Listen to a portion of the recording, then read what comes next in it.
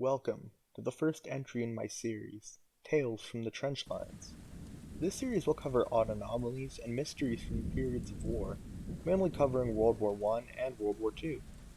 Please let me know if you'd be interested in other oddities or if you have any suggestions for this series from any kind of war.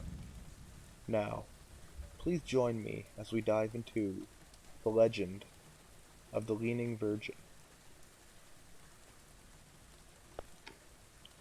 Our tale takes us to the town of Albert, in the Somme region of France during the time of the First World War.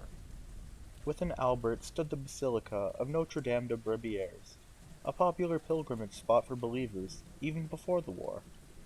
The church was so well beloved by believers that in 1899, Pope Leo XIII officially declared the church as a basilica.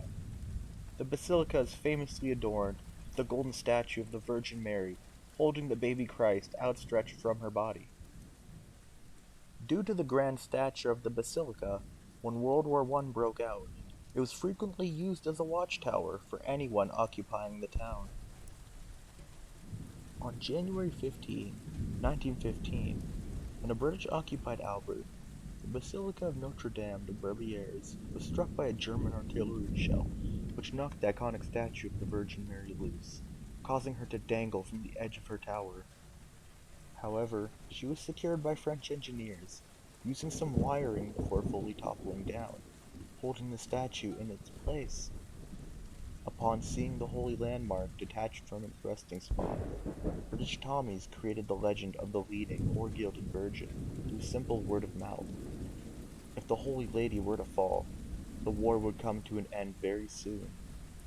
This legend spread outside of British forces to German and French believers, with some even stating that whoever toppled the statue would ultimately be the side to lose the war. However, this version of the legend would prove to be false, as the statue would ultimately be toppled by British forces. The Gilded Virgin would remain in her place for another 3 years approximately. In April of 1918, the statue was destroyed beyond repair by British forces. When German troops advanced to take over Albert, defeated British troops destroyed the entire church to ensure that Germany could not use the tower to their own advantage or to watch over the nearby trenches. Germany's control over Albert, however, would be short-lived, as the British 18th Division would retake Albert only 4 months later, in August of 1918. Whether it be an act of God himself or a coincidence, the war had reached an armistice on November 11th of that same year, ending only 7 months after the basilica's destruction, similarly to the rumors.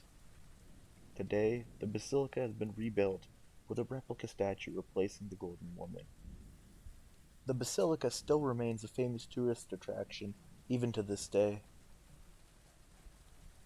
The landmark held a lot of spiritual and symbolic values to soldiers outside of the war-ending myth. Some saw the baby Jesus as being thrown over, or sacrificed by his mother, the offering of her child resembling the sacrifice of the countless lives in the war. Others saw the child being rescued by his mother as falling as if to a mere an angel saving a dying soldier in the heat of battle.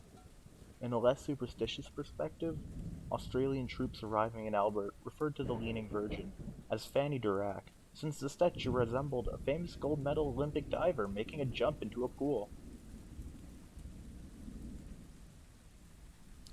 The story of the Basilica of Notre Dame de Brebieres goes to show that faith in a higher power was ever present throughout the war. The actions, such as preserving the broken statue, were directed by faith in God, determining the fate of the war on one religious symbol.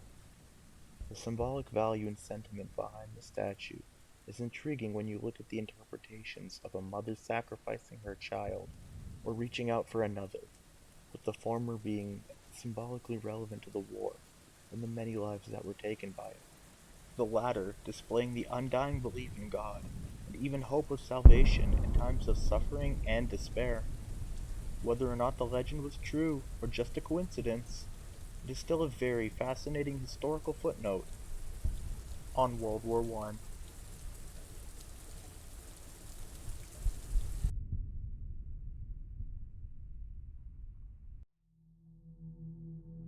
Hey there guys, Backwoods Tales here, and I'd just like to say thank you if you've made it this far into the video.